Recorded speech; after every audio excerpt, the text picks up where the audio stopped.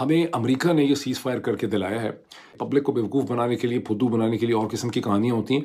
अंदर आपको हकीकत पता होती है। ना रोका जाता, 2 दिन 3 दिन हम और इसी किस्म की स्ट्राइक्स जारी रखते, तो हम पाकिस्तान का दिमाग जो है सीधा कर देते पाकिस्तान की मिलिट्री का। दिस इज़ व्हाट, अगर आप पढ़ें न्यूयॉर्क टाइम्स ने 24 घंटे पहले एक स्टोरी निकाली, जिसमें न्यूयॉर्क टाइम्स ने बताया कि हिंदुस्तान और पाकिस्तान ने क्लेम तो बहुत किए हैं एक दूसरे को हर्ट करने के, हिट करने के, लेकिन जो सैटेलाइट इमेजेस हैं मैक्सर टेक्नोलॉजीज़ के और प्लैनेट लैब के, वो ये शो करते हैं कि कोई बहुत ज़्यादा नुकसान जो है वो नहीं हुआ। और पाकिस्तान ने जो मिसाइल हमले किए हैं उससे तो हिंदुस्तान को कुछ भी नहीं हुआ। यानी हिंदुस्तान ने जो मिसाइल स्ट्राइक्स की हैं पाकिस्तान के अंदर, दो तीन किस्म के उन्होंने मिसाइल्स यूज़ किए। आपको पता है पहले उन्होंने मेरा ख्याल स्कैल्प यूज़ किए जो फ्रेंच टाइप के थे, जो एयर टू ग्राउंड थे, जिसमें उन्होंने 24 मुकामात को हिट किया आज़ाद कश्मीर में, पाकिस्तान में, बहावलपुर के अंदर, मुरीदके में।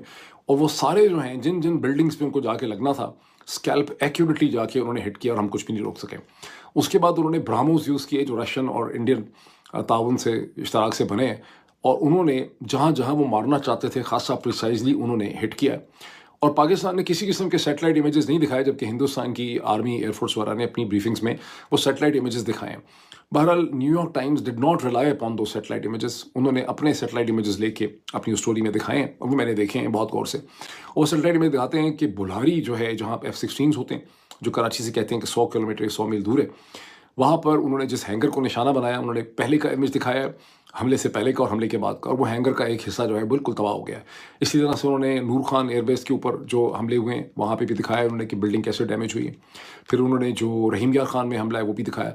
तो जहाँ जहाँ उन्होंने 3 या 4 इमेजेस उन्होंने दिखाए हैं जहाँ रनवेज जो हैं वो इंटरप्ट हो गई हैं, जबकि पाकिस्तान साइड से ना तो कोई दिखाए गए हैं सैटेलाइट इमेजेस। और फिर उन्होंने उधमपुर के एयरपोर्ट पर, जहाँ पाकिस्तान ने कहा कि हमने सब कुछ डिस्ट्रॉय कर दिया है, सारे नाकारा बना दिए हैं, ये हमारी स्टेटमेंट थी, मैं भी दोहराता रहा हूँ पाकिस्तान के पीछे पीछे, वो उन्होंने दिखाया कि उधम एयरपोर्ट के पहले के इमेज और बाद के इमेज हैं 12-13 मई के, और उधम एयरपोर्ट को किसी किस्म का कोई नुकसान उसके रनवे को नहीं पहुंचा। अब इसका क्या मतलब है? इसका मतलब है कि पाकिस्तान ने जो मिसाइल मारे हैं उनका इम्पैक्ट नहीं हुआ, वो एक्यूरेट भी नहीं होंगे, और ये कंप्लेन पहले भी थी कि मिसाइल हमारे एक्यूरेट नहीं है, तो उससे कोई खास नुकसान नहीं हुआ। अब ये वो बेसिकली सच है जिसको बोलने पे यहाँ पे हमारे यहाँ पर साइबर क्राइम के इल्ज़ाम जो है लग जाते हैं। इसकी बॉटम लाइन क्या है सारे एनालिसिस? इसकी बॉटम लाइन ये है कि हमें अमेरिका ने ये सीज़ फायर करके दिलाया है। हिंदुस्तान को उन्होंने धमकी लगाई है, हमने धमकी उनको कन्वे कर दी। जब हमने नेशनल कमांड अथॉरिटी की मीटिंग बुलाई, हमने उनको कन्वे भी कर दिया होगा कि जनाब हम तो बड़े सख्त अंडर प्रेशर हैं, हम न्यूक्लियर हो जाएंगे, क्योंकि हम डिनाई कर रहे हैं, लेकिन नज़र यही आ रहा है। और दूसरा उनको ट्रेड की धमकी थी।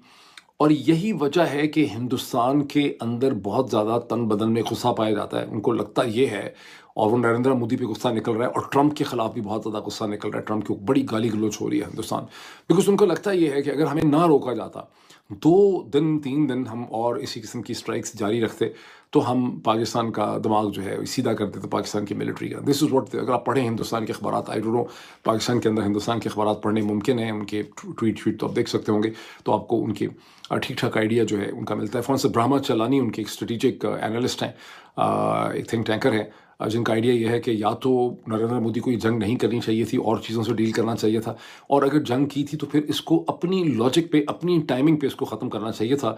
ये जो डोनाल्ड ट्रंप के प्रेशर में आके सीज़ फायर किया है, इससे हिंदुस्तान की साख को और उसके इम्पैक्ट को बहुत ज़्यादा नुकसान हुआ है। और अगर ये 24 अगर और 48 घंटे में, खुद भी इसको मैं देख रहा हूँ कि अगर ये जिस किस्म की एक्यूरेट स्ट्राइक्स उन्होंने की हैं हमारे एयर स्ट्रिप्स पे, अगर 48 घंटे तक और वो ये स्ट्राइक्स हर 6-6 8-8 घंटे के बाद करते रहते, तो बहुत कम हमारे पास ऐसे रनवेज रह जाते। और फिर ठीक है कि रनवेज को आप जल्दी रिपेयर भी कर लेते हैं, लेकिन हमारे लिए ठीक ठाक क्राइसिस खड़ा हो जाना था। और फिर हमने देखा कि हम प्रैक्टिस कर रहे थे कि हम मोटरवे से भी इस्लामाबाद लाहौर के दरमियान उड़ा सकते हैं, शायद पेशावर इस्लामाबाद को भी इस्तेमाल कर सकते होते, लेकिन तो क्या इंडिया के ब्राह्मोस मिसाइल्स जो हैं वो हमारी मोटरवेज पे भी जगह जगह शगाफ नहीं डाल सकते थे। तो I think it was a huge crisis for Pakistan, जिसमें अमेरिका ने और डोनाल्ड ट्रंप ने पाकिस्तान को इसमें से बेल आउट किया है।